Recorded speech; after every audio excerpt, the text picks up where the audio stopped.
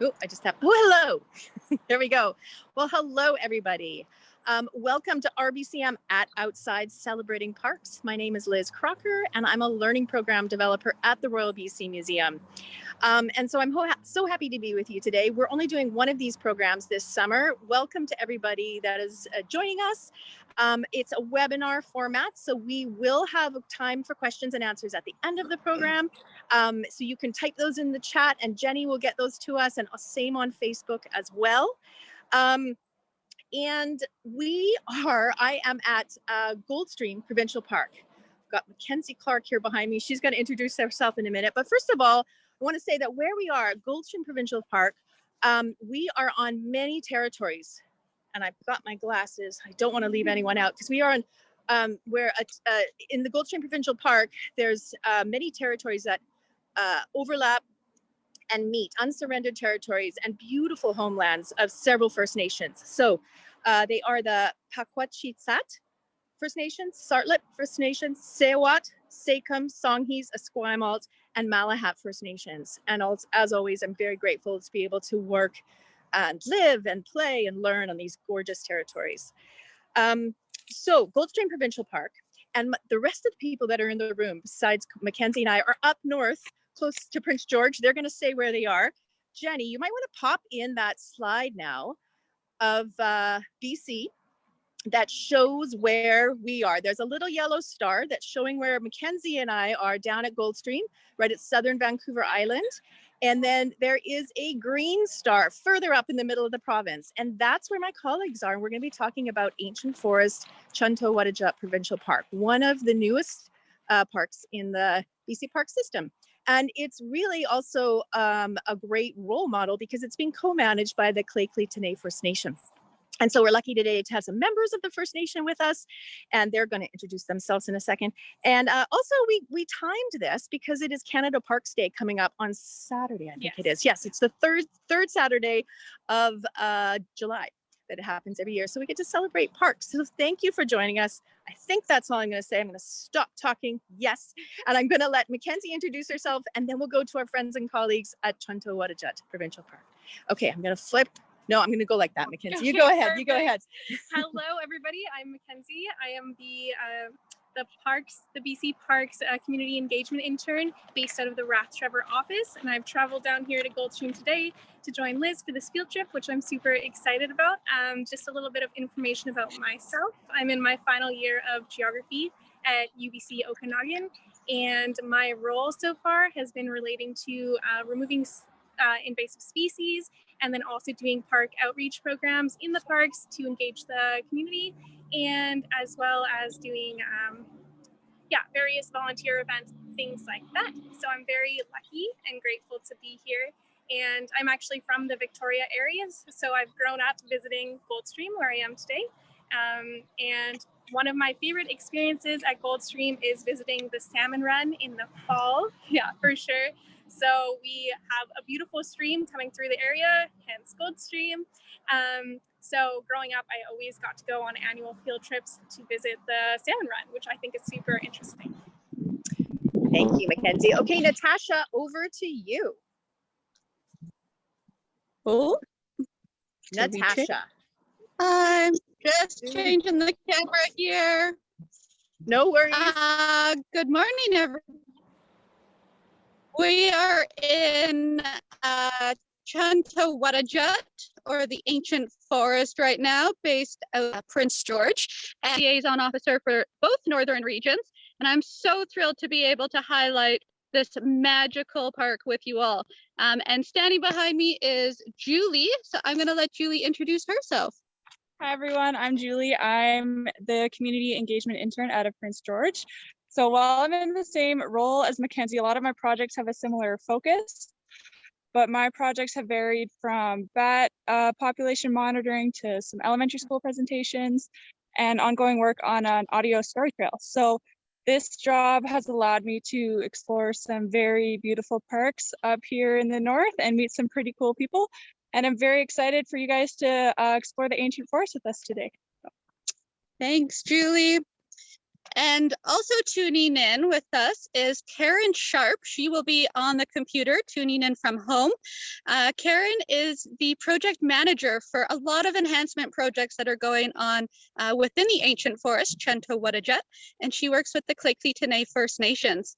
And last but not least, I would love to introduce Darlene McIntosh, who is a elder with the Lheidli T'enneh First Nations and is going to give us a beautiful prayer and welcome to the ancient forest.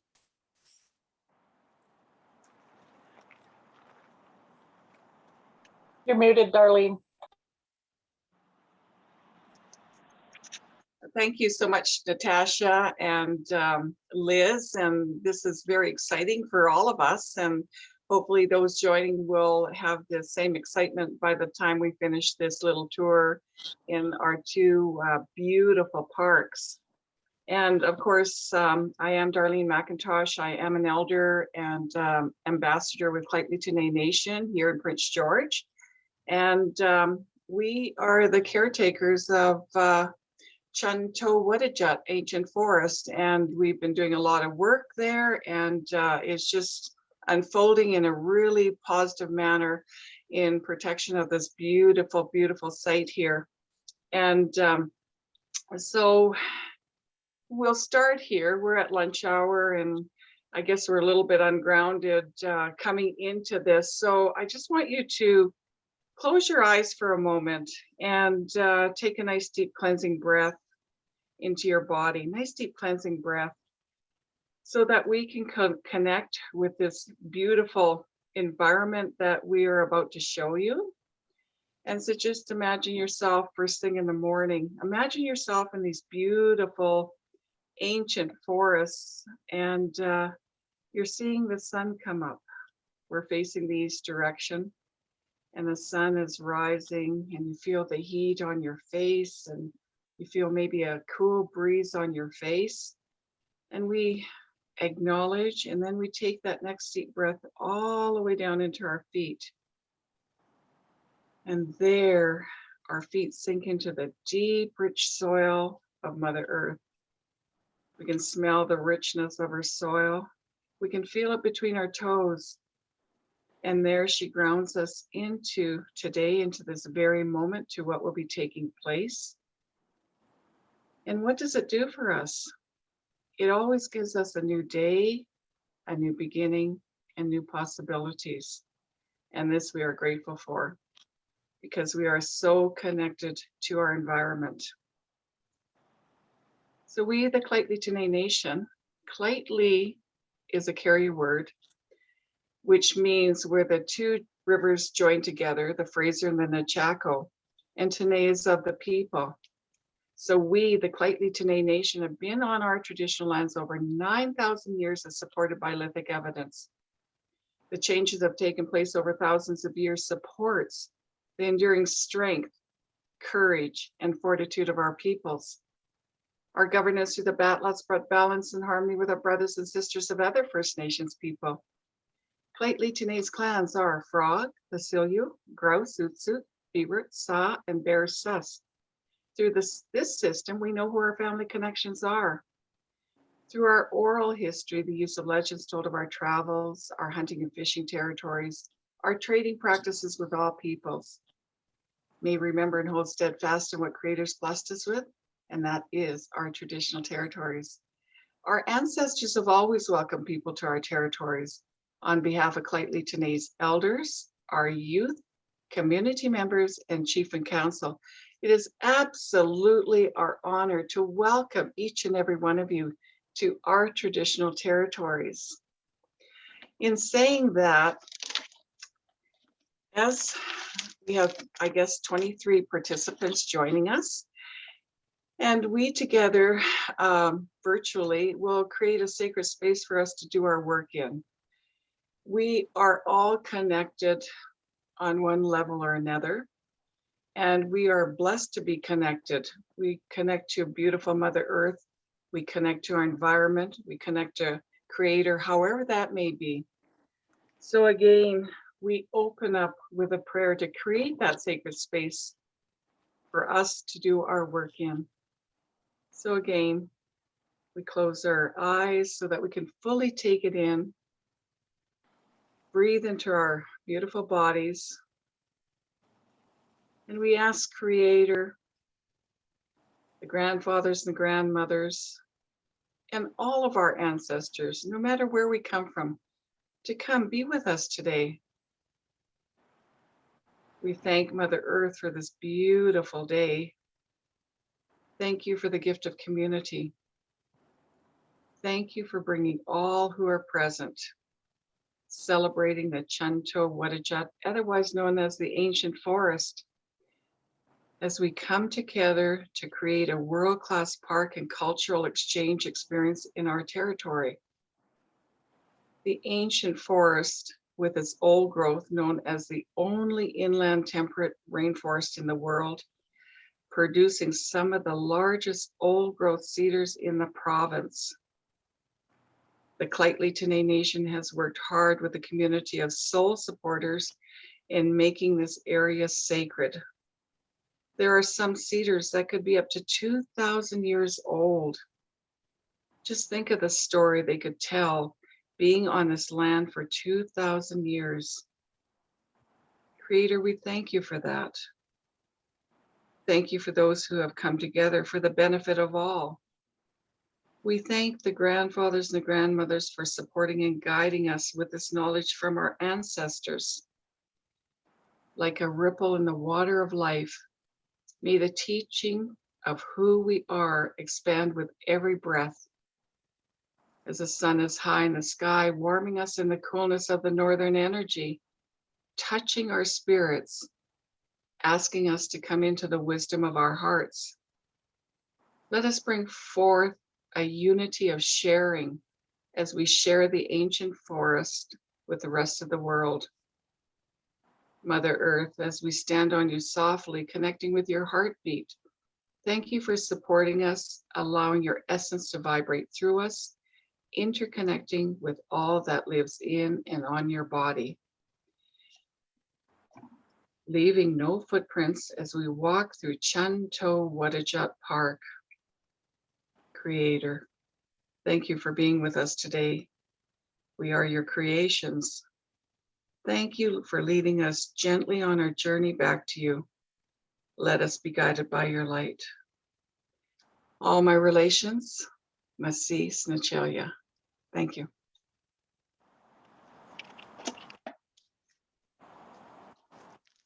Thank you, Darlene. That was beautiful. So thrilled to be here in the ancient forest and to share all this magic with everybody who's tuning in today. Rainforest exists all over the globe. There's tropical rainforests, temperate rainforests. While tropical rainforests are often a little more jungly, temperate rainforests, like those along BC's coast, have carnivorous plants and broadleaf trees and a large understory of mosses, ferns, and shrubs.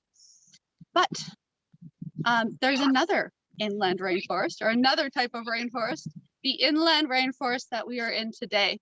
And the ancient forest, Chun T'oh Whudujut, is 900 kilometers from the west coast of BC. It's situated on the upward slope of the Columbia Mountains and stretches hundreds of kilometers from just east of Prince George and the Robson Valley south to Revelstoke. This amazing place was converted into a park in 2016 and is one of the newest parks in the BC park system. Chun T'oh Whudujut translates into the carrier word of the oldest trees. And it's had quite the history, the ancient forest.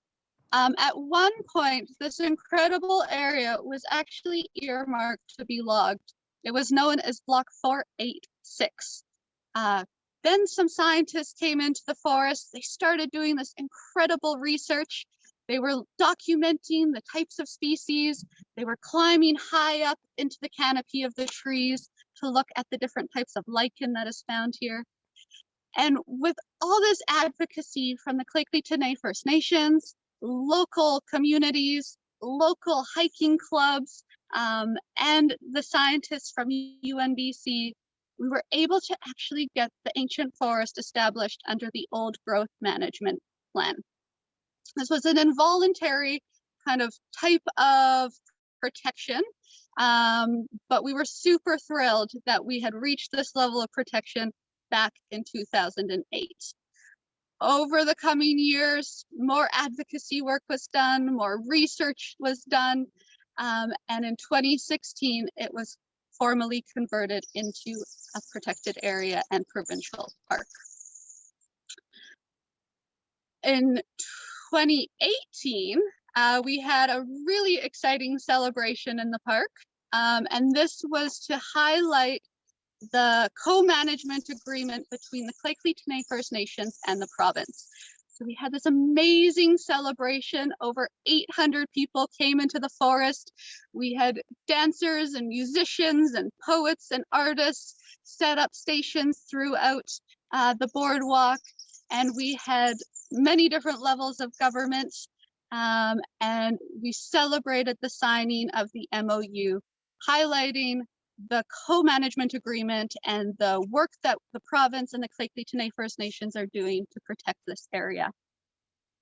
That event actually brought out about 800 people from local communities, and it was amazing to see so many smiling faces and so many people who had never actually been in the forest before. So it was a wonderful event to highlight how majestic this inland rainforest is and how unique it is. As Darlene mentioned, this is the only known inland rainforest in the world, and we're so thrilled that a portion of this area is protected, and we get to share it with you now. So we want to go into some of the species that we find here and compare and contrast with coastal rainforest down in Goldstream with Liz and Mackenzie. And of course, we're standing next to some magnificent western red cedars. Some of the cedars in this park are estimated to be up to 2,000 years old. Some are about 60 meters tall and up to 5 meters in diameter. When you're walking amongst these cedars, it really feels like you're walking amongst giants.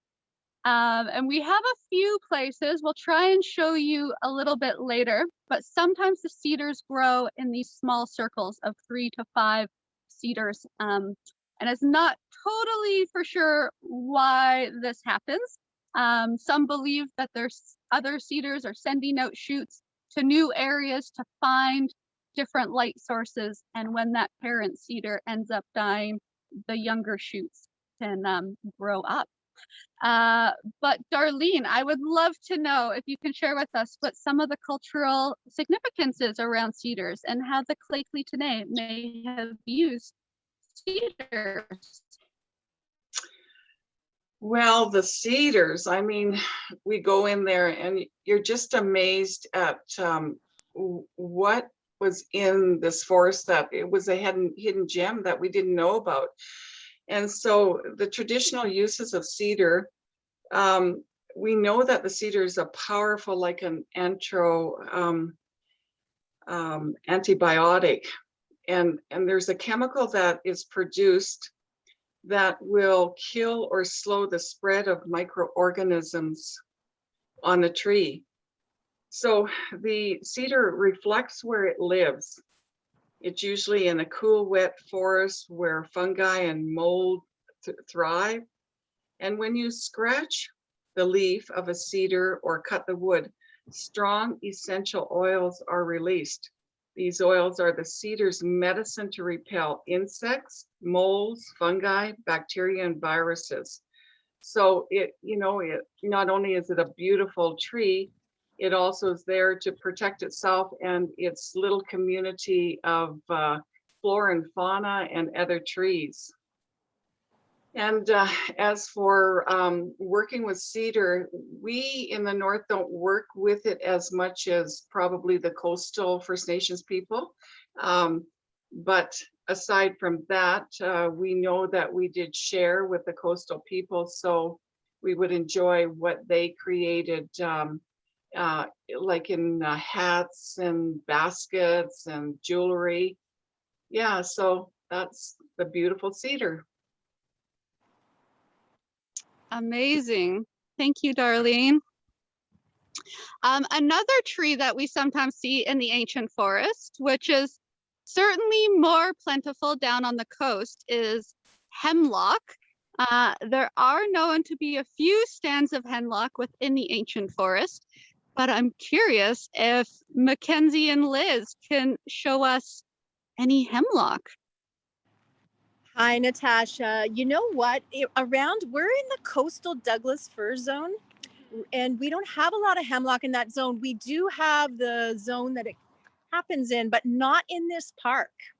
In this particular park, I don't know where any hemlocks are. Sorry to disappoint you. We've got Douglas fir if you want to see some Douglas fir. Sure, that would be great. Oh, there's the big one over here. Let's go this way. Okay, sure.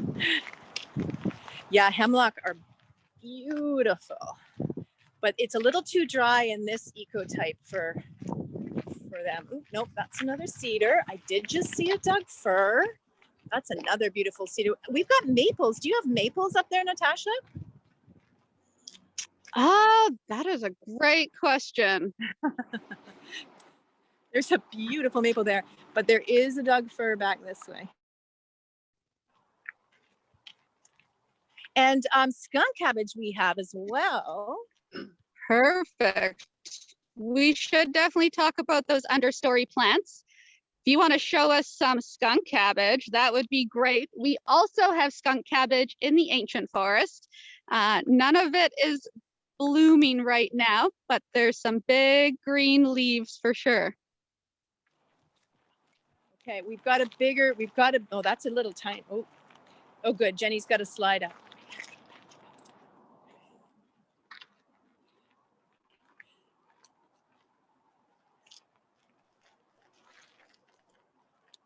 Thanks, Jenny, for showing that slide. One of the species, while you're finding skunk cabbage, that we have a ton of in the ancient forest is this incredible devil's club. And it's pretty appropriately named because there's teeny little thorns all over the devil's club, all over the stems. And so they have these thicker stems. I don't know if you can see those big spikes. It wouldn't feel very good to rub up too close against devil's club. And then even on the underside of the leaves, there are little spikies. But I do know that devil's club is pretty incredible plant and has a lot of different traditional uses. Darlene, can you share with us what devil's club was used for and how? Yes, devil club is sure plentiful, and we've got a lake nearby, which is Purden Lake. And if we travel up the back end of it, oh my God, it's just like you have to be so careful not to be spiked by one of these devil club roots there. But aside from that, this particular plant, we use it really for medicinal reasons, and it can be picked at certain times of the year and harvested, and we use all parts of it. But when we use the inner bark of the root and stem for medicine, and the devil's club then can be used for arthritis, cancer, wounds, tuberculosis, for stomach problems, coughs, colds, sore throats, even diabetes. It helps to lower blood sugar and helps with pneumonia.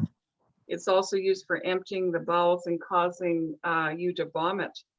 But, you know, it is believed to be an anti-inflammatory, pain-relieving properties. So, as I said, it works on all of the above that I spoke about. But in my own experience, I think I have a little bit of arthritis in my hands, and I definitely use it. It's not a healer of what the problem is, but it definitely minimizes the pain. You still will have a little bit of pain, but you can at least function without being constantly annoyed by what the arthritis is creating as a pain. So I use it probably once or twice a week, rub my hands or wherever I'm sore, and it helps me function in a real positive way without adding toxins to my body, because it's a natural remedy for something like this, which in the old days our people used. Thank you. Wow, that is incredible. It sounds like an absolute miracle plant, Darlene. That's wild. And I had never heard the connection to diabetes before. As a Yeah. type 1 diabetic, I would love to learn a little more about that. Wow. And while Darlene was speaking, we were able to find a very incredible skunk cabbage.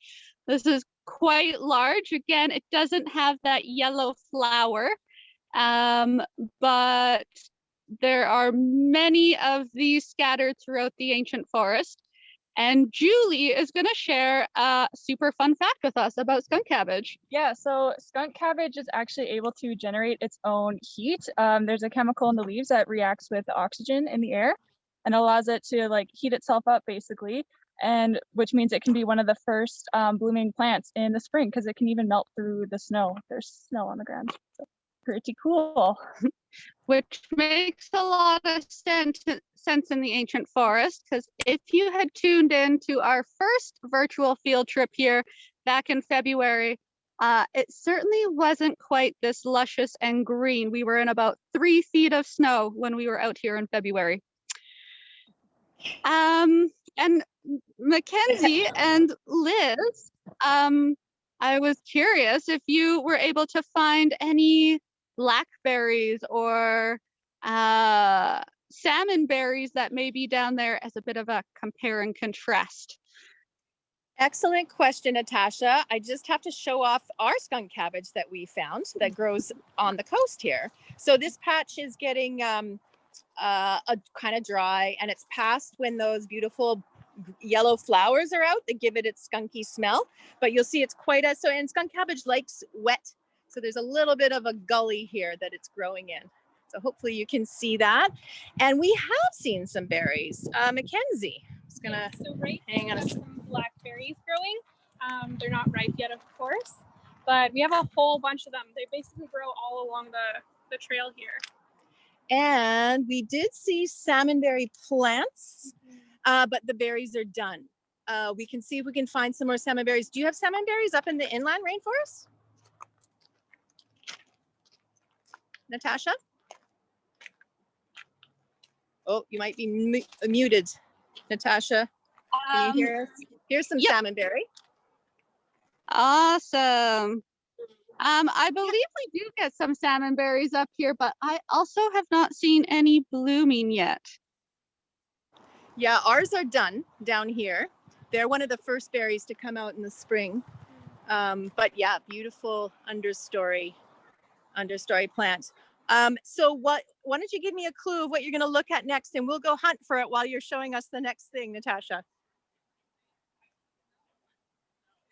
Perfect. I was just going to show off all of these amazing big species of ferns. And we have some different and similar species between the coastal and the inland rainforests.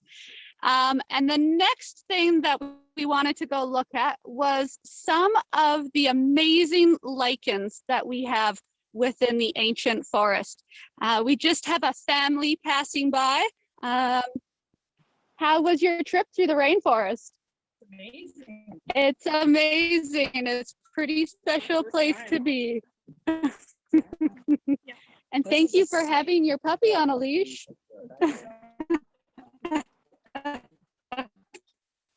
Never get it back. All right. So we have about 200 different species of lichens that have been documented within the ancient forest, Chun T'oh Whudujut. We have 3 main species, which are shown on the slide right now. And I'm going to get a little bit closer to some old man's beard. Old man's beard is a really excellent food source.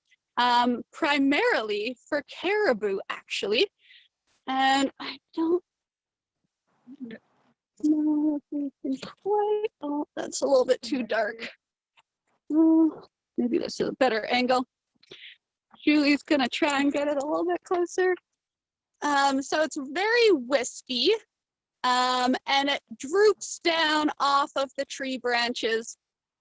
And again, that is known as old man's beard.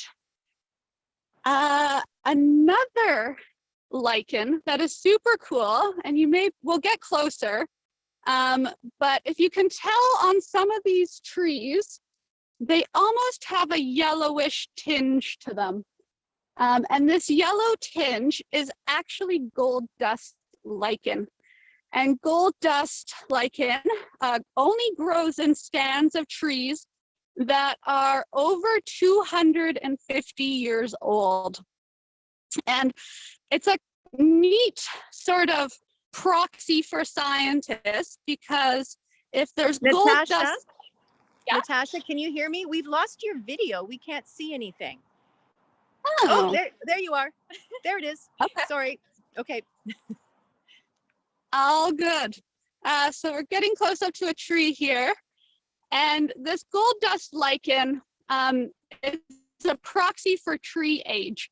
So when it only grows on stands of 250 years old or more, and if it goes all the way up the tree, it can be a bit of an estimate for how old that cedar tree is. I'm going to try and get a little bit closer here.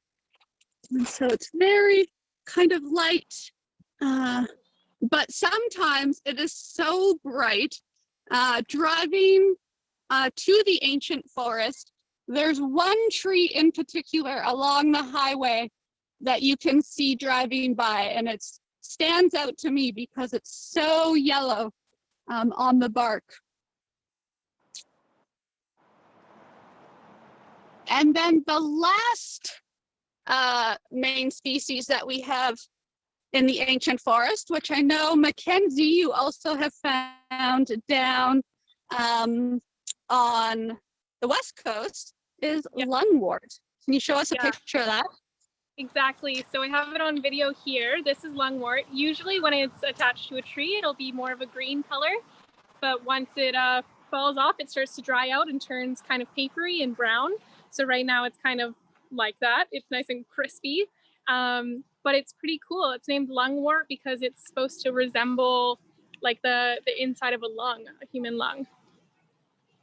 And lichens are super cool in that they're actually a symbiotic relationship. So it's a relationship between algae and fungi. And the algae is able to photosynthesize, which can produce the food that the fungi needs to grow. And lichens can come, as you can see, in all shapes, sizes, and colors. And again, there's over 200 species in the ancient forest. But the cool thing about lichens, beyond everything else we just mentioned, is that they love good air quality. So if you see a bunch of lichens in a forest, it helps you know that if there's good air quality, you're going to see lots of lichens. And Darlene, I think you had a few things to say about lichens that had traditional uses as well. Would you mind sharing with us? Sure. As you say, there's 200, like we can't even imagine or see the difference in the lichens, but the lichens, they provide food, and they, like you say, also help the algae to produce food. They make their own food production, and Biorea is a genius of the lichen, and it's used by First Nations, and the traditional medicinal uses are generally used for treating skin disorders and wounds and digestive issues. And the lungwort, well, it kind of describes itself, right? And like, can we imagine how these wonderful lichens and many other plants of the ancient forest, that they are our medicines. And the lungwort is used when you are coughing up blood. Well, that sure makes sense when it's called lungwort, you know, it protects your lungs. So yeah, many things that can be used for. Thank you. That's fabulous. Thanks, Darlene. Mackenzie and Liz, was there any other last minute understory plants you would like to share out in the coastal rainforest?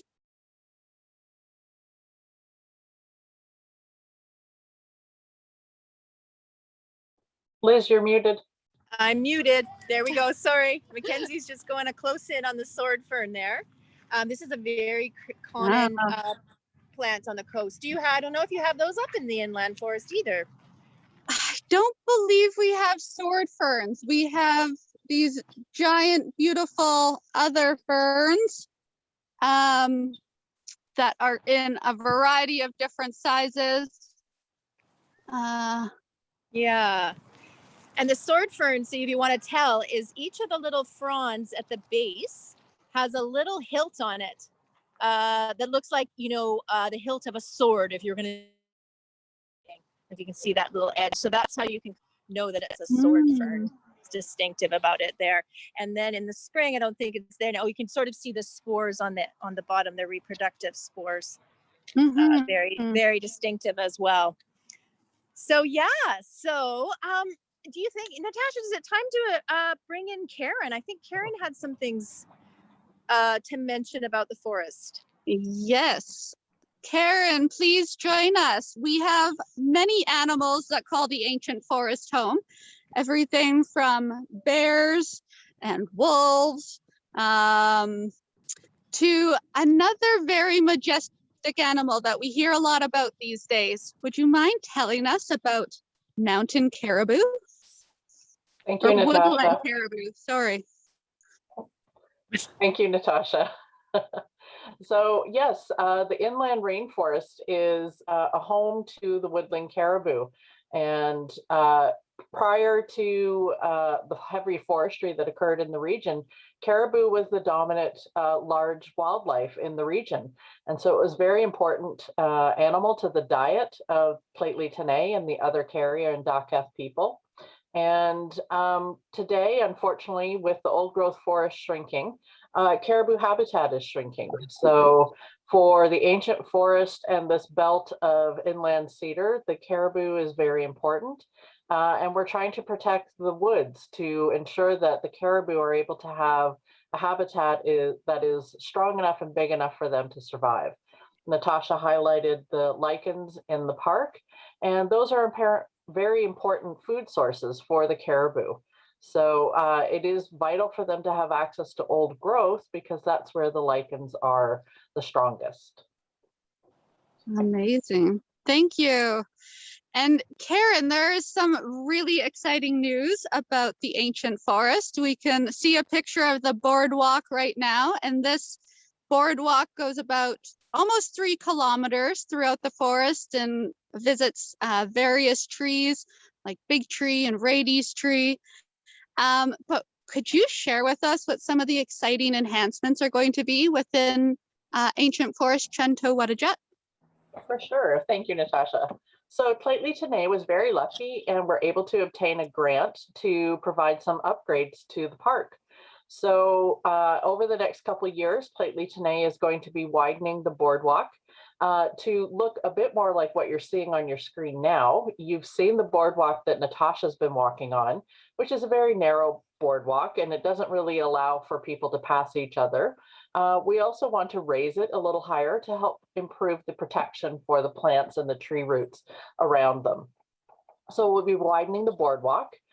It will also be wide enough to allow a trail rider, which is a handicapped assisted machine or vehicle that will allow people with disabilities to come in and see the forest. We will be installing and constructing an interpretive center in the parking lot of the existing boardwalk park area.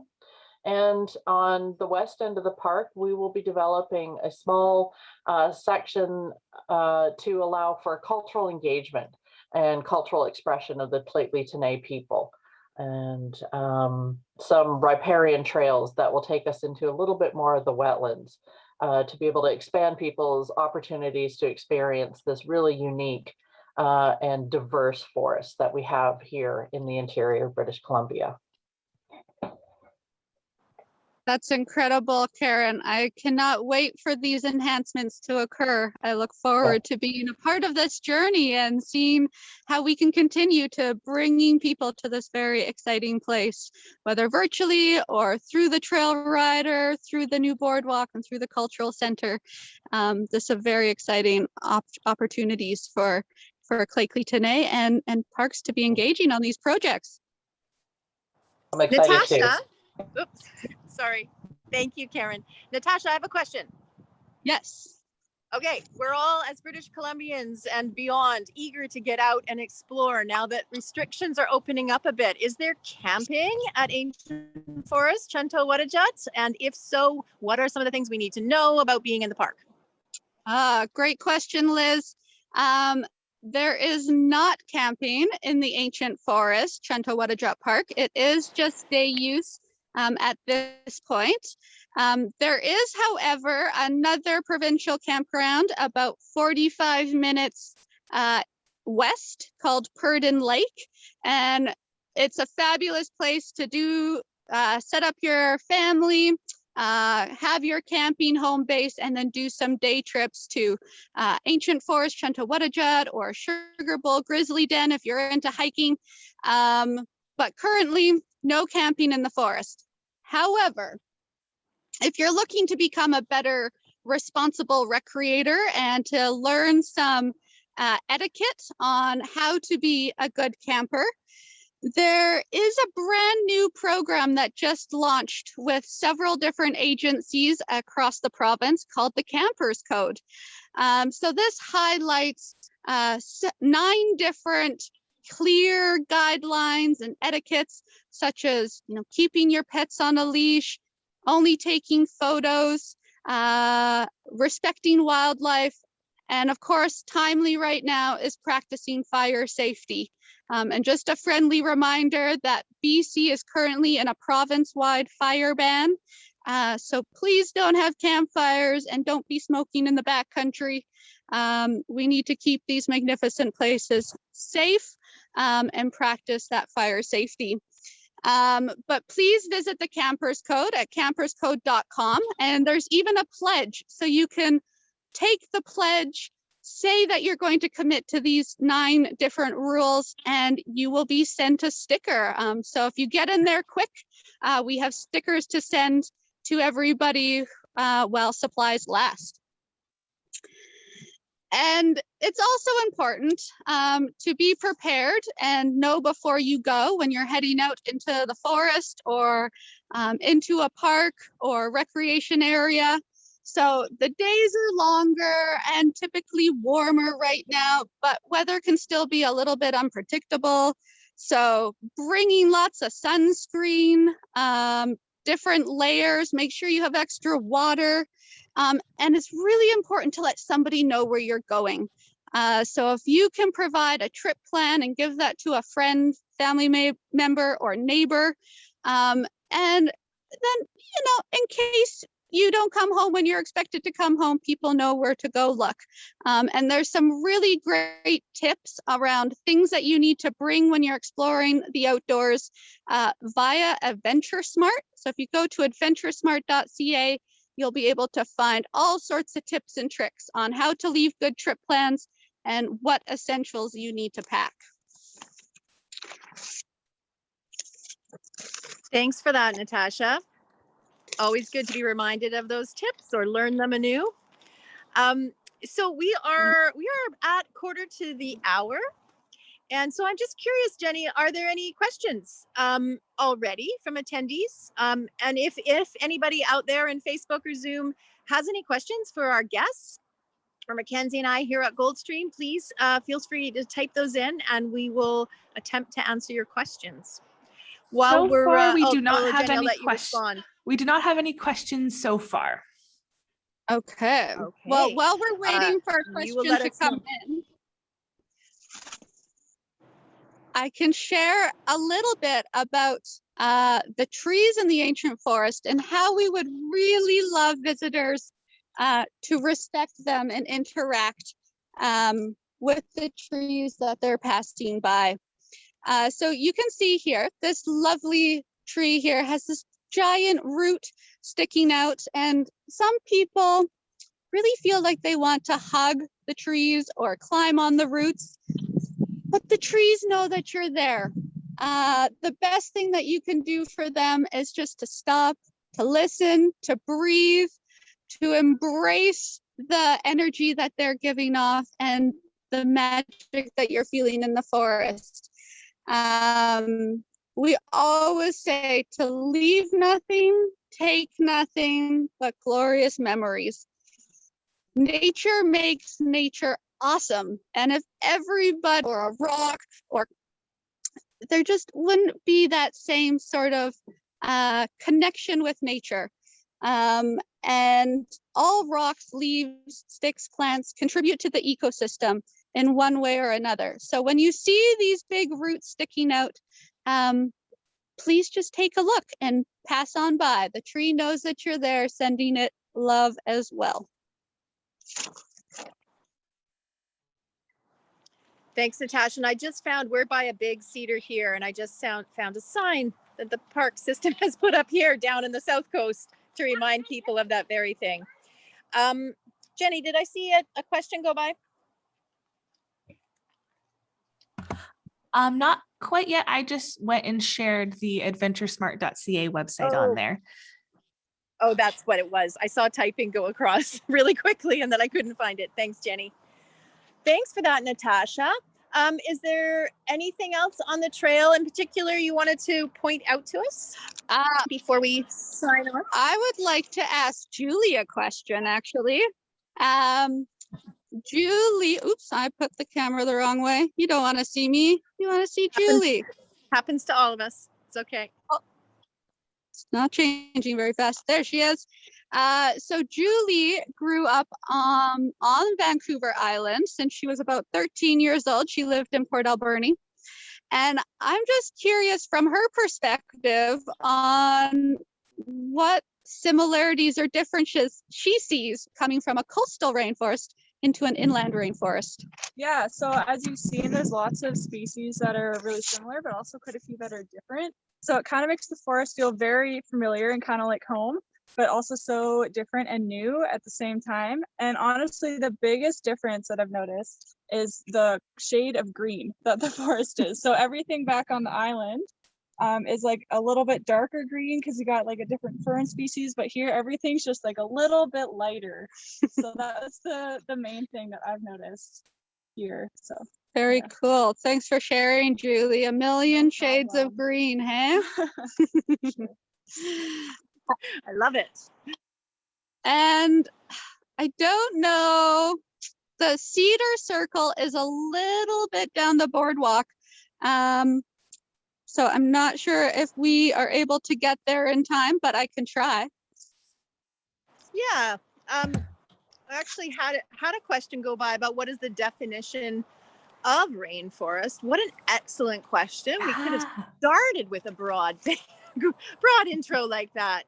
I wonder if Karen, you're the resident biology type person. Do you want to take a stab at that one? How do you define a rainforest? Okay, you know, I will admit this isn't necessarily the proper scientific definition, but it is based on that.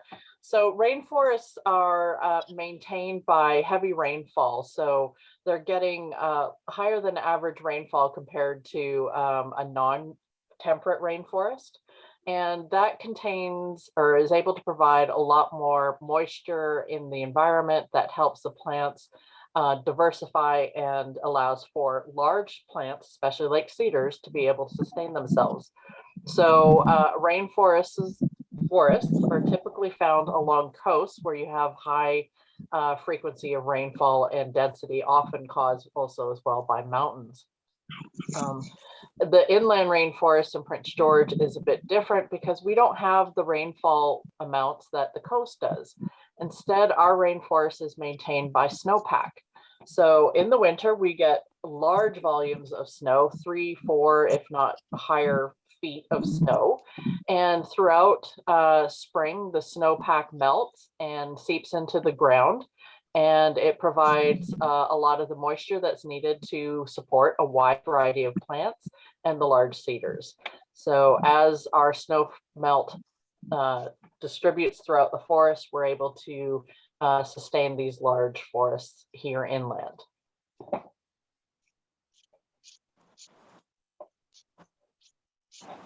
Thanks for that, Karen. I'm just trying to get close to what we call a nurse log here where I am off the trail, because one really neat thing about the coastal rainforest, and that's interesting to hear about how that moisture level up north in the inland forest is by the snow and the snow melt. And of course here it's the heavy rain that we get in the winter and the spring. But so there's a, I'm going to flip it around so you can see it. I'm near a log. That was a tree that fell a long time ago. And I apologize from the angle. You probably can't tell quite that it is a log because it's covered in ferns. But these logs, these dead trees, have a really important role in the forest, so that in the winter they absorb rainfall. And so then every summer we always have a drought in the rainforest. And while we're having that drought, those trees, even though they're dead, these logs will slowly release water and provide moisture for the plants in the forest. So it's just a really neat little connection that happens in the rainforest. We also have the mycorrhizal fungus down here, fungi, down in the coastal forest, where there's just a whole network of fungus, like mushrooms under the ground, connecting with each other with their little root hairs, which I don't think is the correct scientific term, Karen. But I'm curious, do you have that kind, is that in the inland forest as well, that underground fungi system? Yes, it is. We do have an extensive system of fungus, is a wide variety of them as well, that are alive in the rainforest up here in the ancient forest.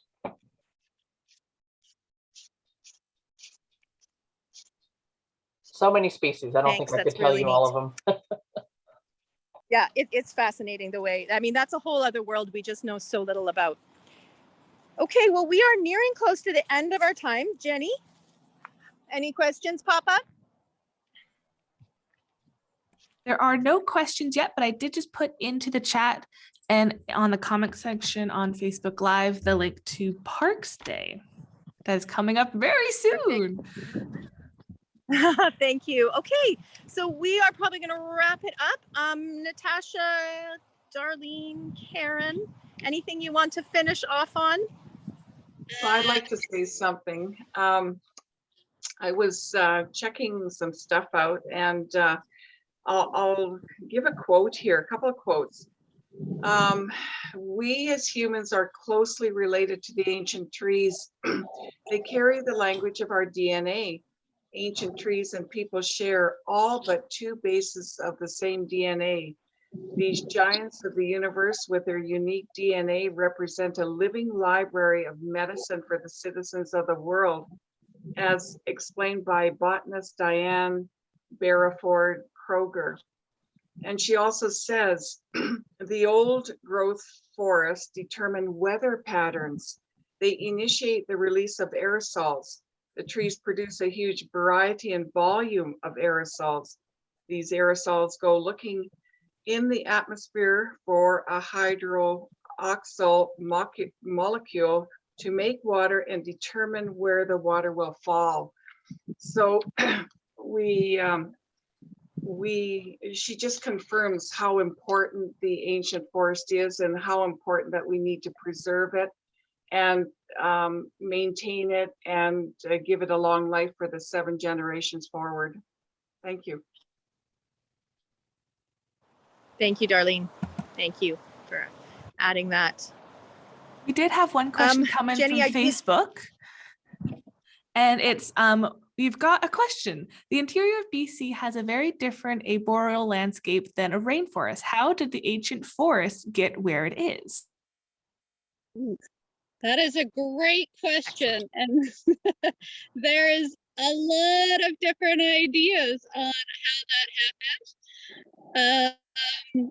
Karen, please feel free to jump in here. But Karen and I have been developing a story trail for the ancient forest. I've been talking about this a fair bit. Whether the ancient forest in the interior is completely separate, or if there was perhaps seeds that got transported from the coast on trading routes along the grease trails, or whether it was wind currents that helped carry seeds. I'm not sure if that's 100% known, but it is very remarkable. And Karen, do you have more to say on that?